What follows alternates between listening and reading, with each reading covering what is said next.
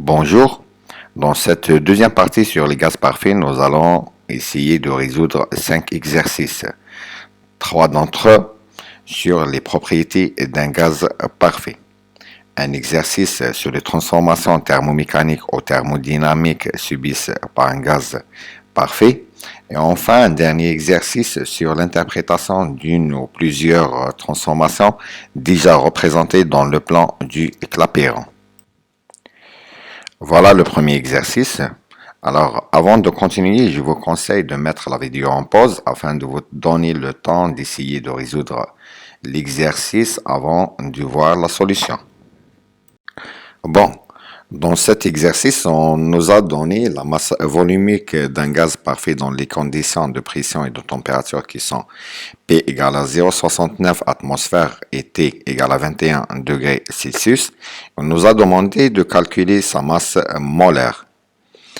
Et puis la valeur de la masse volumique, de sa masse volumique dans les conditions normales de pression et de température. On va commencer par calculer la valeur de sa masse molaire. On fait un petit rappel.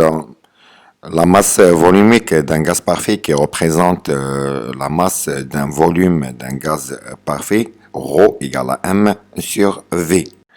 Avec M représente la masse de ce gaz, V le volume occupé par ce gaz.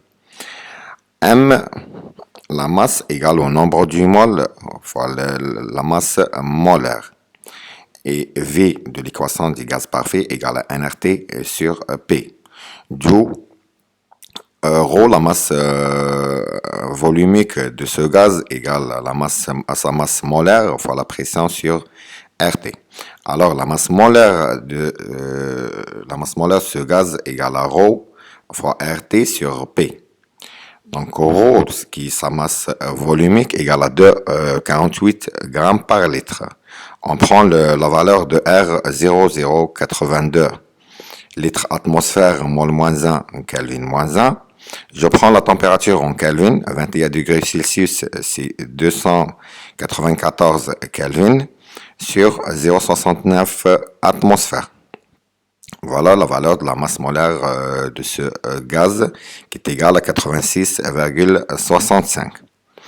Et puis on va essayer de calculer la valeur de sa masse volumique dans les conditions normales de pression et de température, qui sont la pression égale à 1 atmosphère, la température à 273 Kelvin.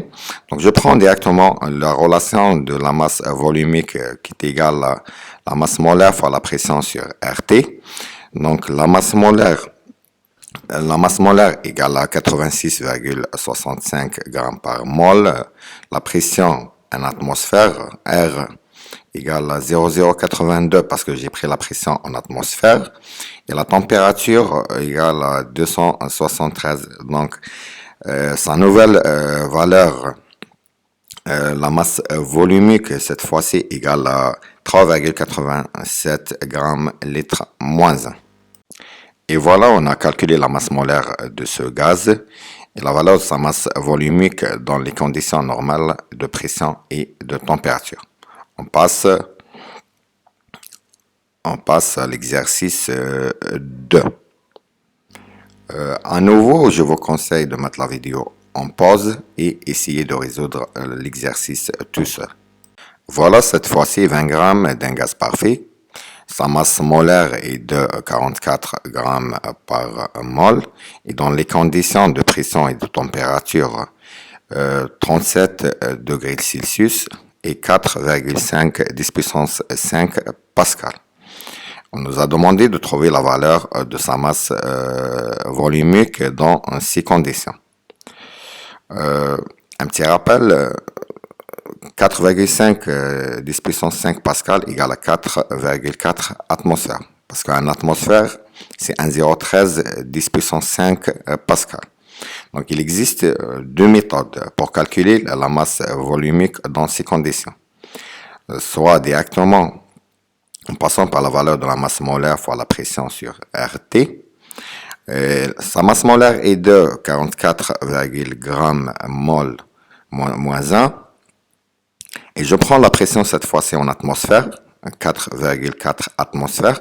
Et donc là, je prends la valeur de R,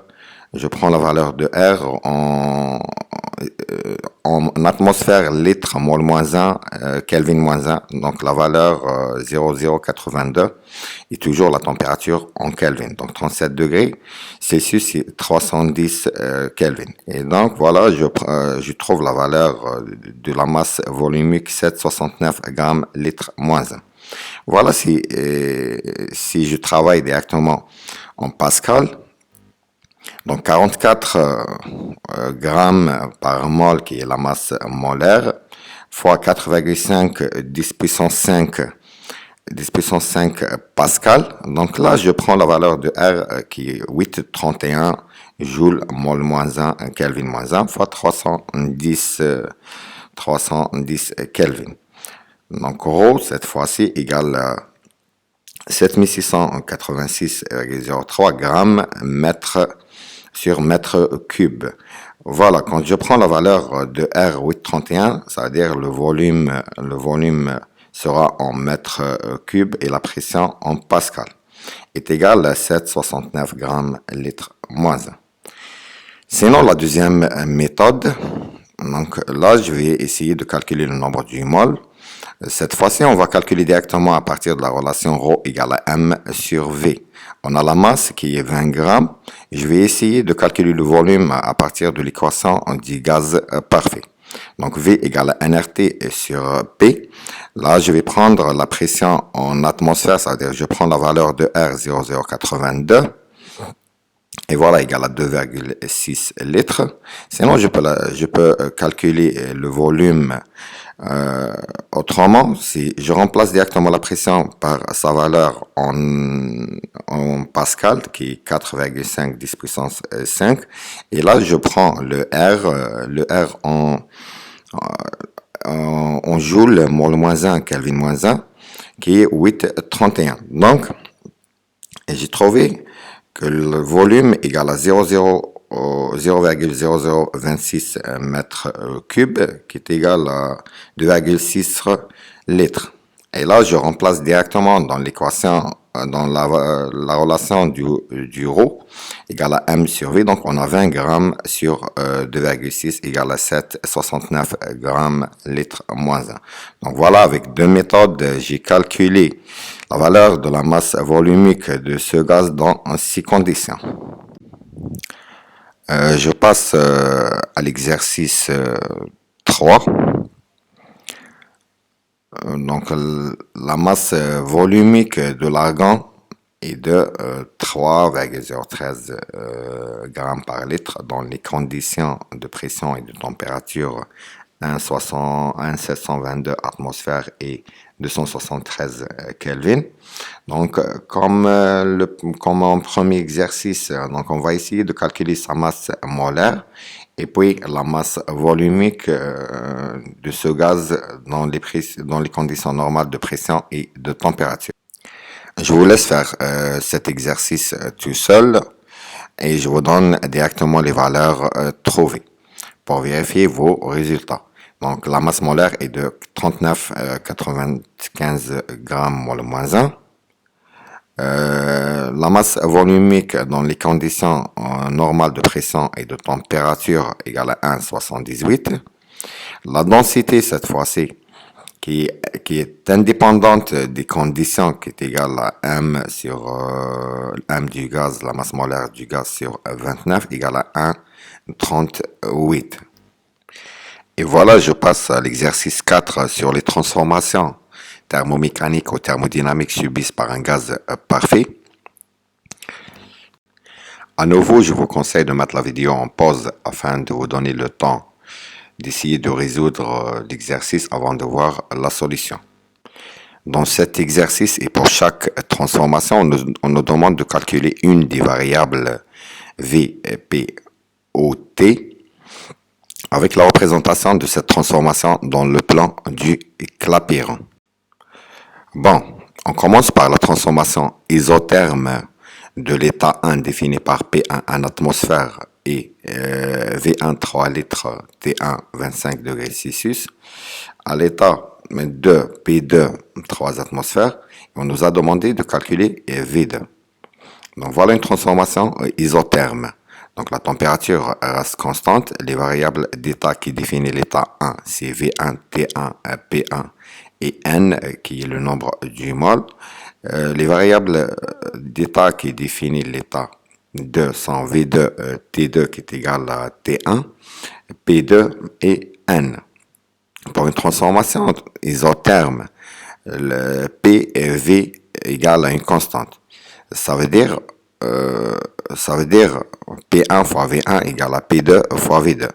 Donc là, je peux calculer la valeur de V2 qui est égale à P1V1 sur P2 et qui est égal à 1 litre.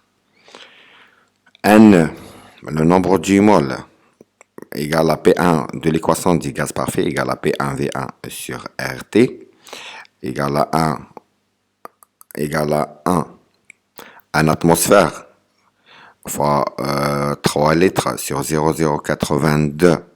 Je prends la valeur 0,082 parce que je travaille en atmosphère litre fois 298 Kelvin qui est 25 degrés Celsius, est égal à 0,123 mol. Donc là, je peux calculer par exemple le V2 de l'état 2. Parce qu'à l'état 1, je peux utiliser la loi des gaz parfaits PV égale à nRT, c'est-à-dire P1V1 égale à nRT1. Comme à l'état 2, je peux utiliser l'équation des gaz parfaits P2V2 égale à nRT2. Donc, je peux calculer V2 avec deux méthodes, soit avec P1V1 égale à P2V2, sinon je calcule directement dans l'état 2. V2 égale à nRT2 sur P2 et je trouve la même valeur qui est 1 litre. Je passe à la représentation dans le plan du Clapeyron, P en fonction de V. Et voilà l'état 1 qui est défini par P1 égale à 1 atmosphère et V1 égale à 3 litres. L'état 2 qui est défini par P2 égale à 3 atmosphères, V2 égale à 1 litre. Et voilà la représentation de cette transformation isotherme dans le plan du Clapeyron. On passe à une transformation isobare de l'état 1 qui est défini par P1, V1, T1 jusqu'à l'état 3 qui est défini par T3 égale à 496,74 Kelvin. Cette fois-ci, on nous a demandé de calculer V3. Donc voilà pour une transformation isobare. V sur T égale à une constante, c'est-à-dire je peux calculer V3 à partir de la relation V1 sur T1 égale à V3 sur T3. Et voilà la valeur de V3 égale à V1 T3 sur T1 égale à 5 litres. Sinon, je peux calculer la valeur de V3 dans l'état d'équilibre 3, V3 égale à 1RT3 sur P3, et je trouve la même valeur 5 litres. Donc voilà la représentation de cette transformation dans le plan du Clapeyron. Voilà l'état 1 qui est défini par V1 égale à 3, P1 qui est égal à P3 parce que la transformation est isobare, égale à 1 atmosphère. L'état 2 est défini par P3 qui est égal à P1 en atmosphère et V3 égale à 5 litres. Et voilà la représentation de cette transformation dans le plan du Clapeyron. Et voilà, cette fois-ci, on passe à une transformation isochore de l'état 1 jusqu'à T4 égale à 496,74 Kelvin. Donc cette fois-ci, on nous a demandé de calculer P4. Donc une transformation de l'état 1 à l'état 4, une transformation isochore de volume reste constant, c'est-à-dire V4 égale à V1, c'est-à-dire P sur T égale à une constante. Comme toujours, on peut calculer P4 avec deux méthodes. Soit P1 sur T1 égale à P4 sur T4, et je trouve la valeur de P4 égale à 1,67 atmosphères. Sinon, de l'état d'équilibre 4 avec l'équation du gaz parfait P4, V4 égale à 1RT4 Et la valeur de P4 égale à 1R, T4 sur V4 égale à 1,67 atmosphères. La même valeur trouvée avec la première méthode. Et voilà la représentation de cette transformation dans le plan du Clapeyron. Voilà l'état 1 défini par P1 et V1. Voilà l'état 2 défini par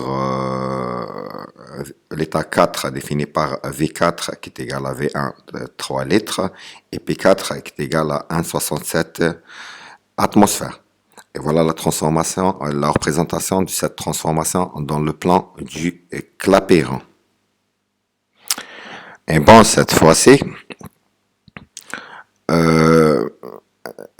ce gaz parfait subit, cette masse de gaz parfait subit deux transformations successives. Une transformation isobare suivie par une transformation isocore de l'état 1 à l'état 2. Donc, comme j'ai dit, quand on a des transformations successives, il faut toujours penser à ajouter un état intermédiaire. Et on nous a demandé de calculer P, V et T de l'état intermédiaire. Donc, le passage de l'état 1 à l'état intermédiaire ou bien la transformation est isobare. C'est-à-dire la pression reste constante, c'est-à-dire PE, qui est la pression de l'état intermédiaire, égale à P1, égale à 1 atmosphère. Le passage de l'état intermédiaire à l'état 2 est isocore.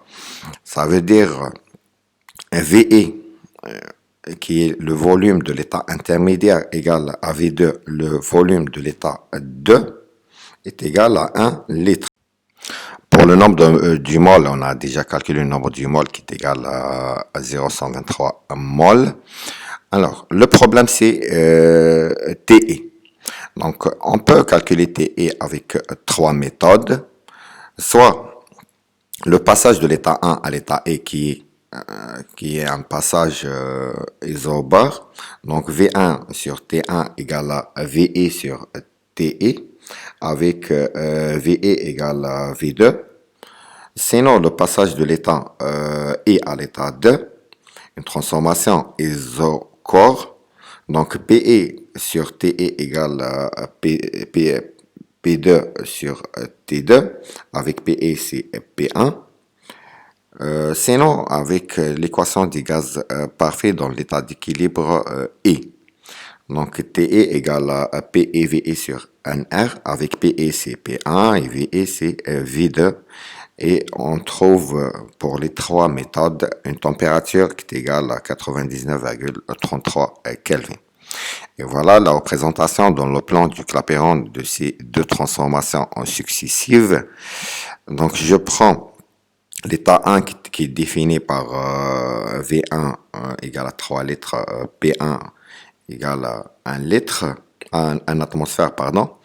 L'état 2 qui est défini par V1, 1 litre et P. L'état 2 qui est défini par V2 égale 1 litre et P2 égale à 3 atmosphères.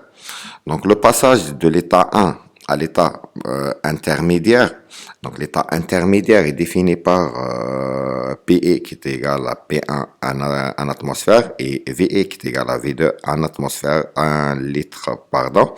Et voilà la représentation de cette transformation dans le plan du Clapeyron. Et voilà, on passe à l'exercice 5. Voilà un ensemble de transformations représentées dans le plan du Clapeyron. Une transformation de l'état 1 à l'état 2, de l'état 2 à l'état 3, de l'état 3 à l'état 4, de l'état 4 à l'état 5. On nous a ajouté comme information supplémentaire N égale à 0,18 mol. Et la question, c'est calculer P, V et T dans chaque état. Donc, je vais commencer par débloquer chaque état. On commence par l'état 1. Donc, la pression à l'état 1 du diagramme du Clapeyron, P1 égale à 4 atmosphères. V1 égale à 1 litre.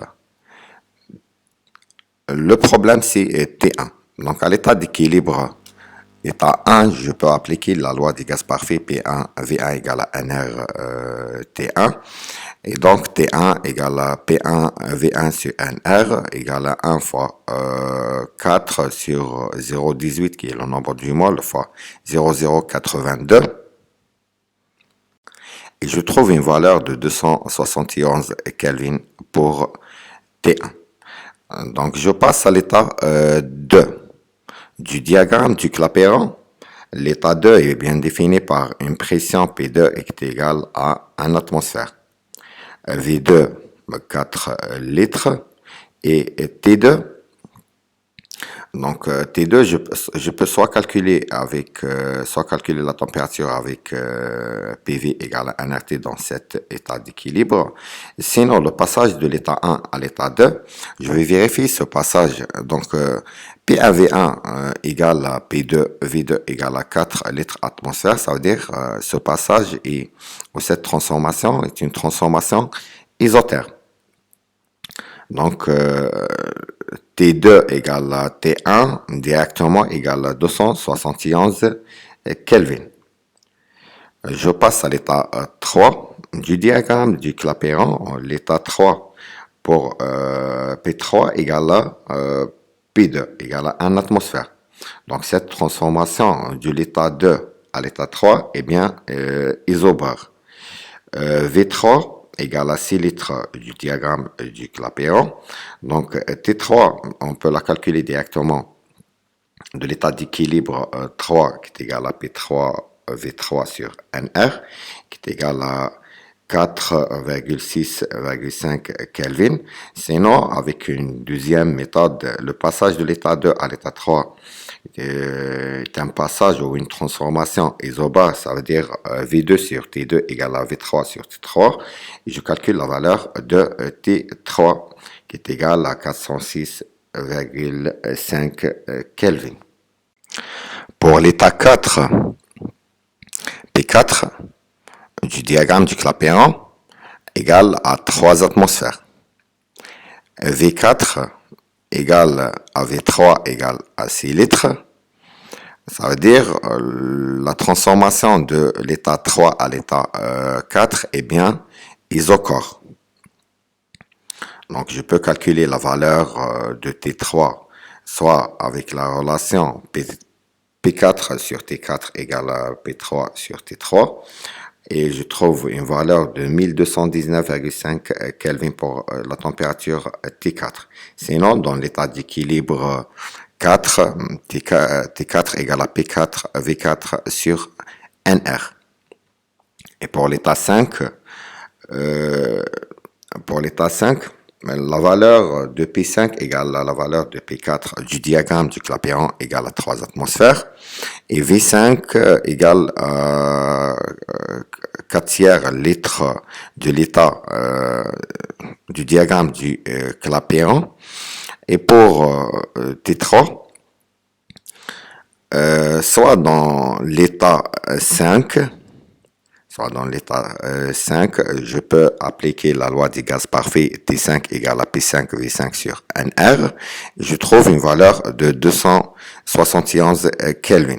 Sinon, le passage de l'état 5 à l'état 1, si je vérifie, je trouve que P1 V1 égale à P5 V5. Et je peux calculer avec la méthode P1 V1 égale à P5 ou bien je peux conclure directement que T5 égale à T1. Donc T1 égale à T5, donc la transformation de l'état 5 à l'état 1 est une transformation isotherme. Donc je vais joindre d'autres exercices sous forme PDF avec la vidéo, d'autres exercices supplémentaires avec correction. Et la prochaine partie sera consacrée au mélange de gaz parfait. Et bon courage.